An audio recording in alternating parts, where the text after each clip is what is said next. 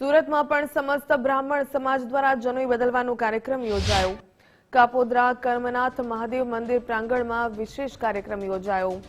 શાસ્ત્રી ભાવેશ ઠાકરના આચાર્ય પદે આ કાર્યક્રમનું આયોજન કરવામાં આવ્યું હતું। વૈદિક વિધિ અનુસાર જનોઈ બદલવાની વિધિ સંપન્ન થઈ। જનોઈના કાર્યક્રમમાં મોટી સંખ્યામાં ભૂદેવો જોડાયા।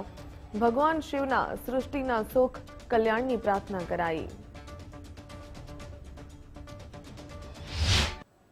તાપીના ક્ષેત્રની અંદર આજનો મહાપર્વ એટલે રક્ષાબંધન નિમિત્તે અમારા બ્રાહ્મણોની પરંપરા મુજબ નવી યજ્ઞોપવિત ધારણ કરવામાં આવે છે, જે આજે પરમાત્માની કૃપાથી અને સમસ્ત બ્રહ્મ સમાજના ભૂદેવોને એકત્રિત થઈ મનોજભાઈ તેરૈયાના નેતૃત્વ હેઠળ સુંદર મજાનો આજનો આ કાર્યક્રમ યજ્ઞોપવિત ધારણ યોજાયો અને ભગવાન મહાદેવની કૃપાથી આ બળેવ પર્વની અંદર બ્રાહ્મણોનું બ્રહ્મત્વને કાયમને માટે અખંડ રાખવા માટે થઈ, તેજસ્વીતાને પ્રાપ્ત કરવા માટે થઈ અને મા ભગવતી લક્ષ્મીજીએ પરમાત્માને મુક્ત કરાવવા માટે એક રક્ષા સૂત્ર બાંધેલું, ત્યારથી આપણો આ બળેવ પર્વ ઉજવાય છે। અને એ જ રક્ષાબંધન, જે બેન દ્વારા ભાઈને રક્ષા સૂત્ર બાંધવામાં આવે, અખંડ રક્ષાની પ્રાપ્તિ થાય એના દિવસે અને ઋષિમુનિઓના પરંપરા નિમિત્તે શુક્લ યજુર્વેદી બ્રાહ્મણો દ્વારા સુંદર મજાનો આ યજ્ઞોપવિત આજે નવી ધારણ કરવામાં આવે છે।